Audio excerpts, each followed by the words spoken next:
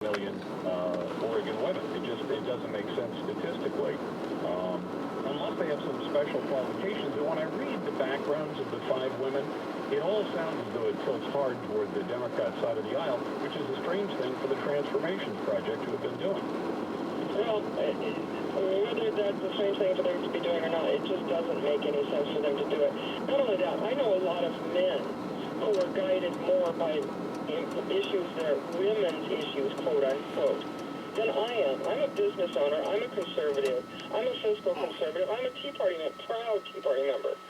There are a lot of things more important to me than what people are calling women's issues.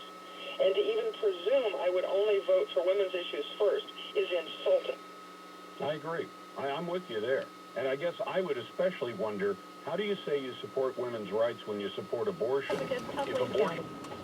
You could be driving on the... Hello, everybody. Welcome to another Honda Minute. As always, I'm your host, Classy Kirk, WKIRK. We have a special guest with us today. I guess the official Honda fairy godmother is actually on the phone. Your daintiness, are you there? You bet your accords it's the Honda fairy godmother. Oh, maybe you prefer fairy godfather? What's that supposed to mean? Nothing.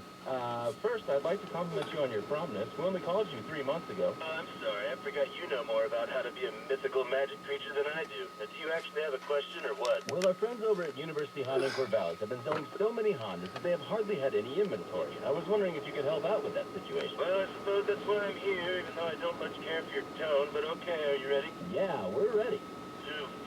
Done. Anybody have an easy button I could push? Really? That's it? But when will they be there? Already are. Any other brain busters? No, I think that should be great. Thank you so much. Whatever. Well, folks, the Hondas are back. So go check them out at University Honda in Corvallis. And as always, safe travels, my friends. Peter Herrick was a 34-year-old carpenter when he joined the Navy Reserve. Peter's wife, Diana. They were deployed to build schools and bases and to assist the Marines. When the mortar round hit, I was completely knocked out. I didn't wake up until 6 days later. Paralyzed veteran, Senior National Service Officer Raymond Bruce. I saw Pete when he was at his worst. He didn't know if he was going to live to be able to see his daughter graduate from high school. Raymond knew that I needed help figuring out where do we go from here.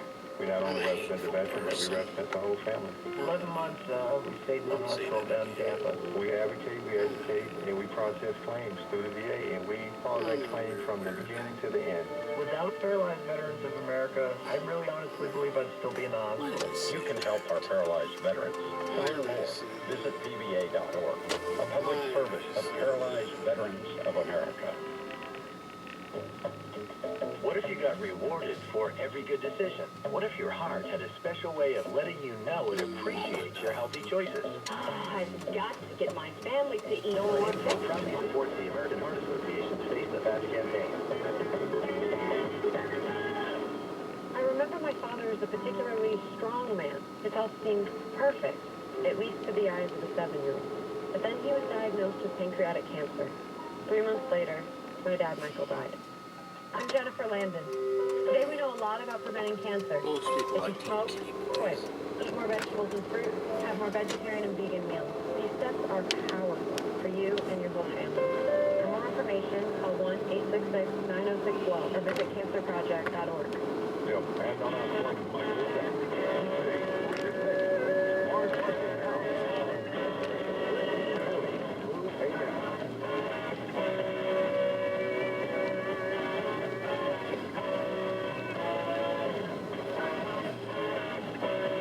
Republican Party Chair Alan Alley's going to join us in about 10 minutes and talk about his response to this real mess that's been created. We got a couple of messes going on today. Number one, the Transformation Project, which has always been a right-leaning kind of group. Alan Alley was co-chair of it, has now come out with a committee recommendation of 5 women. And the women's vote picks for 2012, far too many of whom are Democrats for a lot of us. And the second issue is Peter DeFazio is being sued by Art Robinson because of a number of billboards that have been put up, and that the Democrat, Peter DeFazio, is being sued for $1 million. by Art Robinson, because Robinson says that those billboards actually violate federal elections laws. Mike writes in by email, talk@LarsLarson.com. I heard on one of the news broadcasts this morning that the Democrats are complaining about the mailer. They call it a sucker punch, having a Republican-related group endorsing Democrats.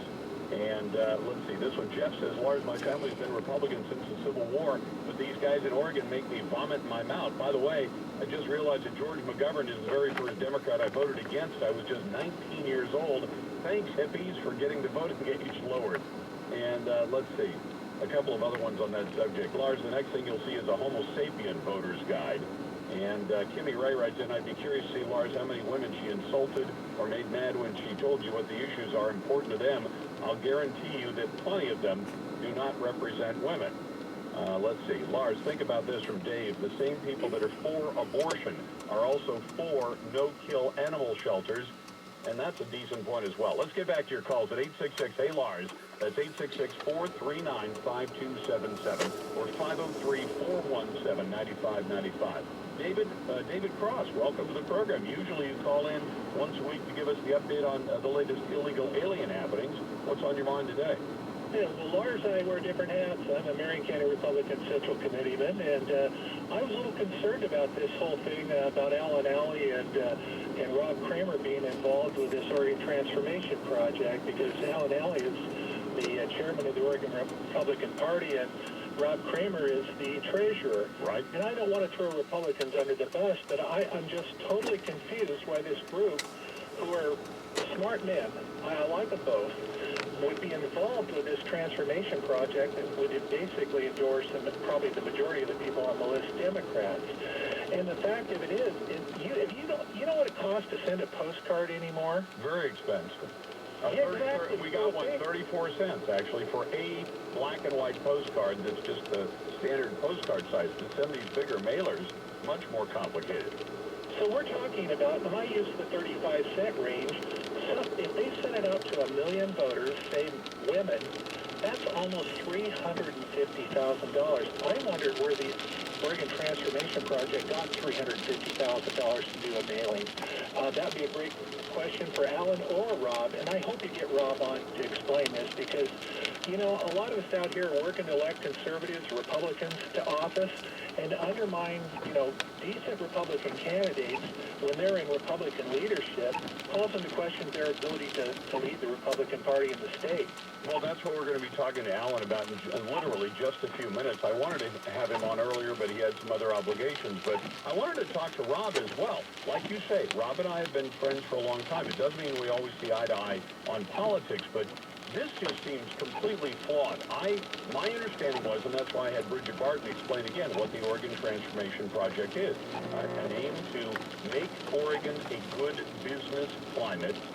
And a good business climate involves, as near as I can tell, by talking to the business owners I know, lower taxes and fewer regulations that put up barriers to operating a business. Well, you know, none of those Democrats on that list, certainly not Ginny Burdick, certainly not Carolyn Tomei, certainly not the various other Democrats that are endorsed on there, are people that would vote, you know, in a way in Salem that would make Oregon a better place to do business. It's simply not the case. Lars, do you understand very much about third century solutions? Now, my understanding from the conversation you had with that woman from the Transformation Project is third century solutions, which is a PR by Rob Kramer on the Oregon Transformation Project. Is that true?